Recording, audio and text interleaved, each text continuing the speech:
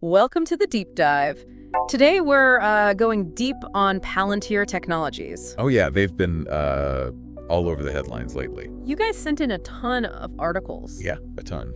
And it seems like they're just blowing up in value. Huge. Landing these major government contracts. Yeah. And stirring up a lot of political controversy too. It's really interesting how they've managed to be so successful both on Wall Street and in Washington. Yeah, that Army-Navy game. Oh yeah. They were everywhere. It was more than just sponsoring the game. Definitely. It was like they were making a statement. Like, this is who we are. This is what we do. And having their top execs right there, front and center. Yeah. Like Shyam Sankar, their CTO. Yeah. And Joe Lonsdale is a co-founder. Yeah, it definitely sent a message. Yeah. And then you have, Elon Musk's reaction to the whole thing. Yeah. Just that American flag emoji to picture of Trump and the Palantir logo. But coming from Elon, that could mean a lot of different things. Right. Like, what's he trying to say? It's just throwing fuel on the fire. Totally. Especially with Palantir about to join the Nasdaq 100. Yeah. Did you see how their stock price on Robinhood just exploded after that game? Oh, yeah, it did. Crazy. It really shows the power of, this meme stock energy you see on platforms like Robinhood. Definitely. And the Nasdaq 100 is like the VIP room of the stock market. For sure. It's only for the top 100 non-financial companies. Wow. Listed on the Nasdaq. So the big deal. It's a really big deal. Yeah. So this is huge for Palantir. It's not just hype, though. No, they're definitely backing it up. They're getting those huge government contracts. Like that $36.8 million deal with U.S. Special Operations Command. That's a big one. That's a huge vote of confidence from the government. I bet that has some of the traditional defense contractors a little worried.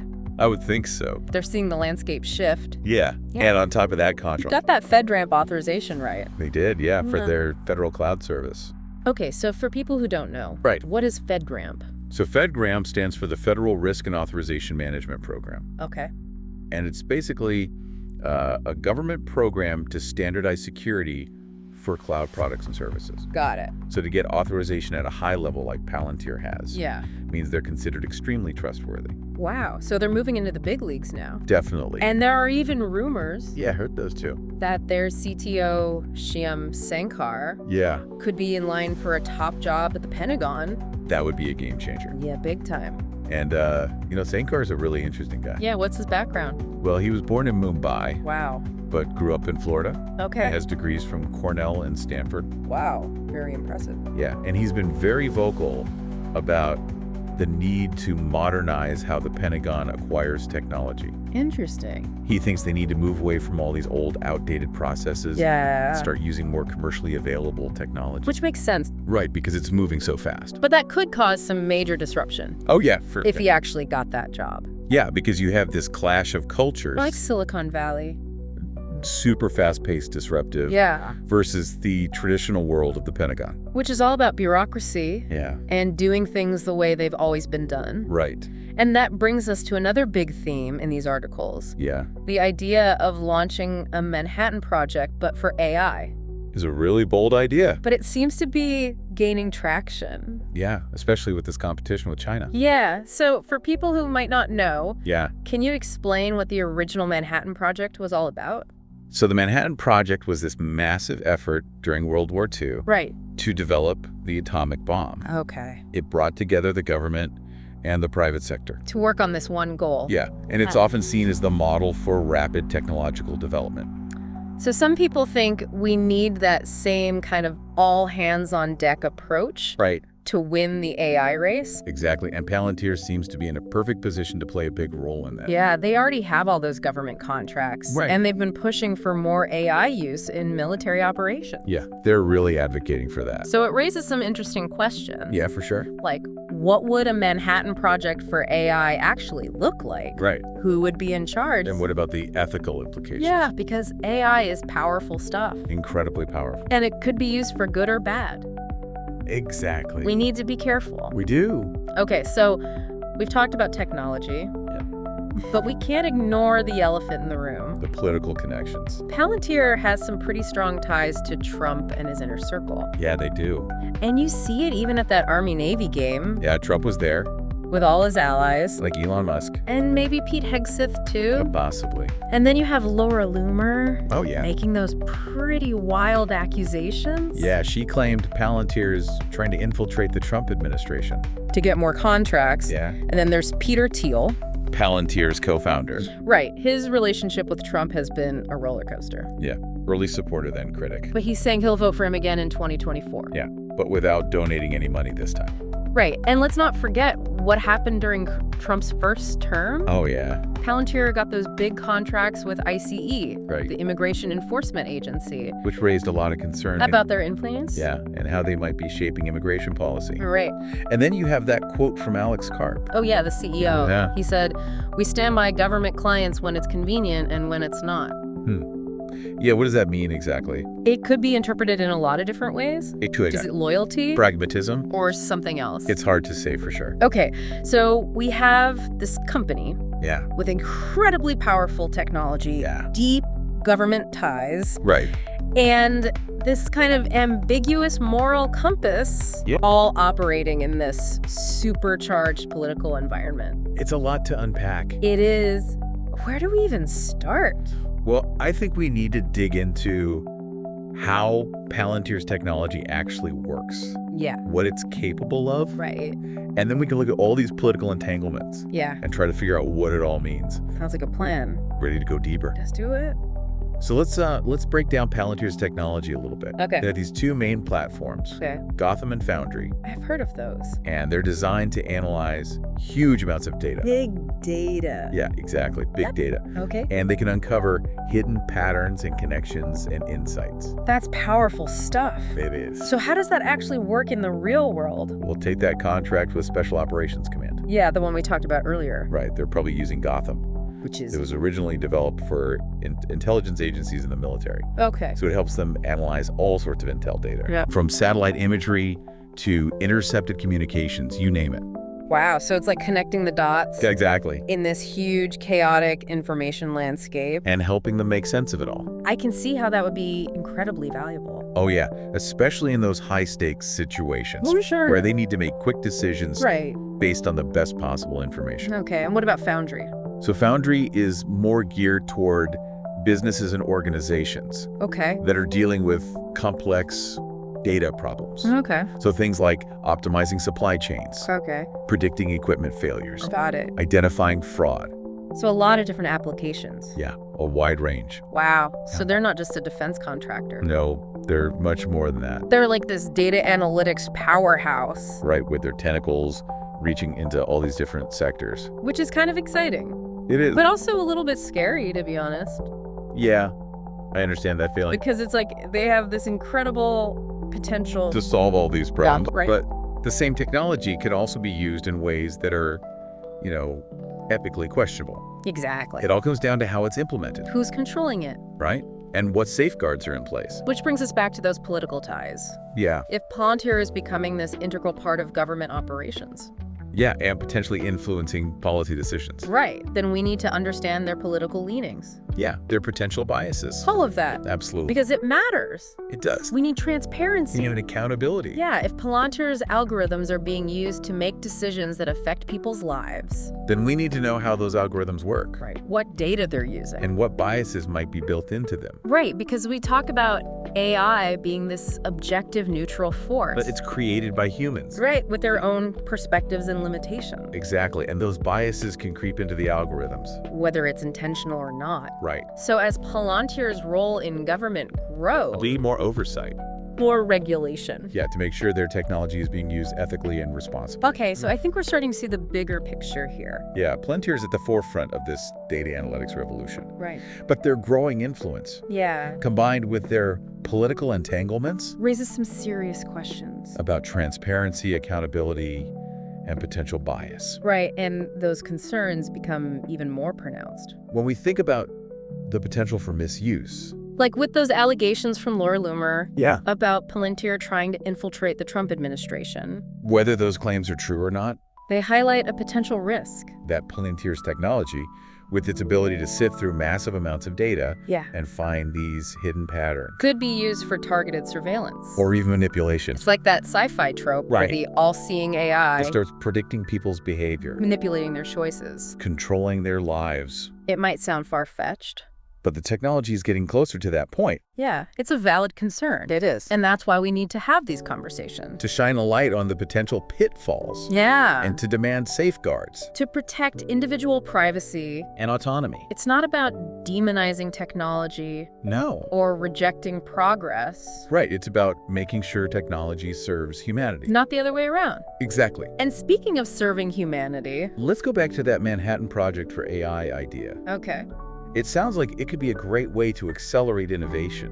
Yeah. And solve some of these global challenges. But are we rushing into something without thinking about the consequences? That's the big question. Yeah, because the original Manhattan Project... It was driven by the urgency of war. Right. But it also created something with devastating consequences. Atomic bomb. Right, so if we're going to do something similar with AI... We need to be very careful. Extremely careful. Ethical considerations need to be at the forefront. Absolutely. It feels like we're at a crossroads. Oh, yeah. AI has this incredible potential to improve our lives. In so many ways. But it could also be weaponized. Right. It could erode our privacy. And make existing inequalities even worse. And companies like Palantir are right at the center of all this. They are. So what does this all mean for the average person? Why should we care about Palantir and their rise? Yeah, because it can feel very abstract. It can, but their technology is already being used in ways that directly affect our lives. Okay, how so? Well, they have contracts with law enforcement agencies, Okay. immigration services, Right. even healthcare providers, So the data they collect, the algorithms they develop, the decisions they make it can all have real-world consequences. for individuals and communities. Exactly. It's not just about some abstract technological advancement. It's about how that technology is shaping our society, Our system. our lives. Right, and their influence within the government Yeah. means they have the potential to shape policies. Priorities. Even how we think about national security. Like with their push for more AI in the military. Yeah, that could lead to a future where war is increasingly automated. With algorithms making life or death decisions. It's a scary thought. It is. It's like we're handing over control to machines. Without fully understanding what we're doing. And that's why it's so important to stay informed. Ask tough questions. To demand transparency and accountability from those in power. We need to make sure technology is being used ethically. Responsibly. And in a way that benefits everyone. Okay, so we've talked about how Palantir is powerful. Influential. And potentially problematic. But are they a force for good or something more sinister? Yeah, where do you stand on that? Honestly, I think it's too simple to say they're purely good or purely evil. Okay. They're a complex company operating in a complex world. Yeah, that makes sense. They have the potential to do great things. But also to do harm. It depends on how their technology is used Who's using it? and what safeguards are in place. So it's not black and white. It's a spectrum of possibilities. Which makes it even more important to stay vigilant. To scrutinize their actions And to hold them accountable. for the consequences of their technology. Okay. And that brings us to a very specific and kind of unsettling detail. What's that? The invitation they extended to Daniel Penny to attend the Army-Navy game. Daniel Penny. The Marine veteran who was acquitted in the chokehold death of Jordan Neely. Oh, yeah, I remember that case. It sparked a huge debate about race, mental health, vigilantism, and the limits of self-defense. It felt like a real turning point in our national conversation. It did. So for Palantir to invite him to that game, Alongside all those political figures. it sends a very specific message. It suggests an alignment with a certain ideology. A certain set of values. It's Yeah. almost like a public endorsement. A signal of who they consider to be on their side. And that raises some uncomfortable questions. About their judgment, their ethics, and their role in shaping the political landscape. It definitely adds another layer of complexity to the Palantir saga. It does, and it makes me wonder if this is how they're choosing to align themselves. Yeah. What does that say about their vision for the future? Are they champions of individual liberty, as some of their supporters claim? Or are they something more unsettling?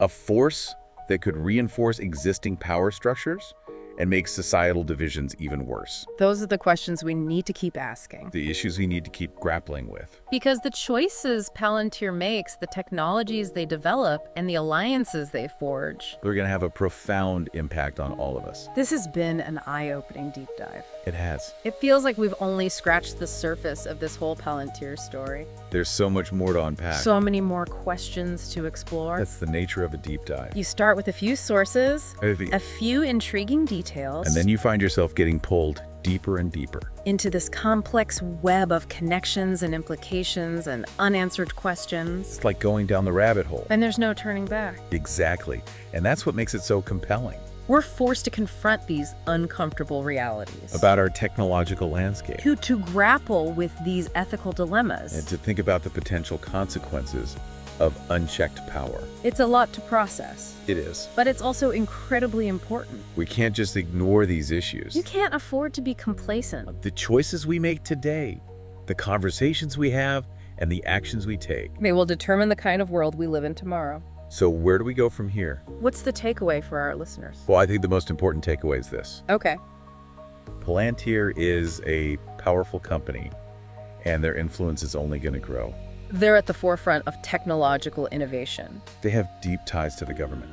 And they're shaping the future in ways that we're only beginning to understand. But it's not a simple story of good versus evil. There's a lot of nuance. A lot of gray areas. And a lot of potential for both positive and negative outcomes. So we need to stay informed. Engage in critical thinking. And demand transparency and accountability from those in power. We can't just accept the hype or dismiss the concerns. We need to look beyond the headlines. Dig deeper into the issues. And form our own informed opinions. Because the future of technology is not set in stone. It's up to us to shape it. To guide it. And to make sure it serves humanity. Not the other way around. I'm feeling a little overwhelmed, to be honest. It is a lot to take in. But I'm also feeling energized. Like I want to learn more. I want to do more. That's great. I want to be part of the solution. That's the spirit. And that's what I hope we're doing here with these deep dives. Yeah. Sparking curiosity, encouraging critical thinking, and empowering people to be part of shaping their own future. That's what we want. So if you're listening to this and you're feeling that same mix of excitement and apprehension, Yeah. that's a good thing. It means you're paying attention. You're asking questions. And you're ready to engage. And that's exactly what we need. More people who are willing to dive deep. Challenge assumptions. And demand a better future. For all of us. Well said. It's definitely a lot to think about. For sure. And I feel like this deep dive has almost given us more questions than answers. Yeah, but that's kind of how it is with really complex topics, isn't it? It is. It's like peeling back the layers of an onion. And every time you peel back a layer, you find another one underneath. Exactly. And that's what makes Palantir so fascinating. They're not an easy company to figure out. Right. They don't fit into any neat categories. They're pushing the boundaries of technology. Yeah. They operate in this ethical gray area. And they force us to confront some uncomfortable truths about power and surveillance. And the kind of future we're creating. I keep coming back to that quote from Alex Karp. Oh yeah, the CEO. Where he says, "We stand by government clients when it is convenient and when it is not." It's such a strange quote. Right. Like, what does that actually mean? Is it just savvy business? Or is there something more sinister going on? It's hard to say. It's like he's trying to be reassuring. Yeah, like, don't worry, we've got this. But it also comes across as kind of arrogant. Yeah, like we make our own rules. And that ambiguity is what makes Palantir so unsettling. They have so much power. And they operate in this world of data and algorithms. Which can feel very opaque. Yeah, like we don't really know what's going on behind the curtain. Exactly, we don't always know how their technology is being used. Or what the long-term consequences might be. It's like they're holding this incredibly powerful tool. But we don't know what they're going to do with it. In that uncertainty. Combined with their political ties. And their somewhat shadowy image. Creates a lot of anxiety. Yeah, people are worried. And rightfully so. It's like watching this high-stakes poker game. But we can't see the players' cards. And we don't really know the rules. We just know there's a lot on the line. And that's why it's so important to pay attention. To ask questions. And to demand transparency. We can't just be passive observers. We need to be active participants in shaping the future. Making sure it aligns with our values. And serves the common good. So what can we actually do? As individuals, I mean. Yeah, because it can feel so overwhelming. It can, but the first step is awareness. Okay. Educate yourself about the technologies that are being developed. Yeah. The companies that are creating them. And the potential impact on society. Exactly. Read articles, listen to podcasts like this one. Have conversations. Don't be afraid to ask questions. And support organizations that are promoting ethical AI development And data privacy. and responsible technology governance. There are a lot of groups out there doing really important work. And don't underestimate the power of your voice. You can contact your elected officials. Advocate for policies that protect individual rights. And promote transparency in the tech industry. Yeah, we often feel powerless against these big tech companies. But we do have a voice. And we can make a difference. Yeah. This deep dive has been a real eye-opener for me. Yeah, it's a lot to absorb. I'm definitely going to be paying closer attention to Palantir and the whole tech landscape from now on. Me too. It's important to stay engaged. So what's the final takeaway for our listeners? What should they be thinking about after we sign off? Yeah, because we've covered a lot of ground. We have. And I think the main takeaway is this. Okay. Palantir is a powerful company. They have a lot of influence. And that influence is only going to grow.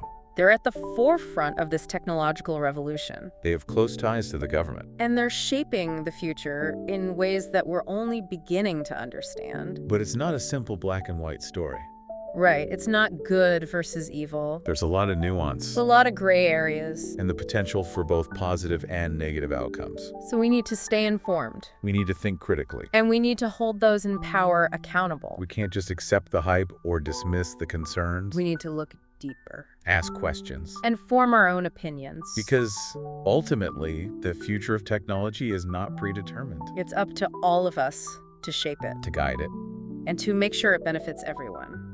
Well said. So, to our listeners, we leave you with this. Knowing what you now know about Palantir. How do you feel about their growing influence? Is it a force for good, a potential threat, or something in between? Keep digging, keep asking questions, and never stop searching for the truth. This is the Deep Dive signing off.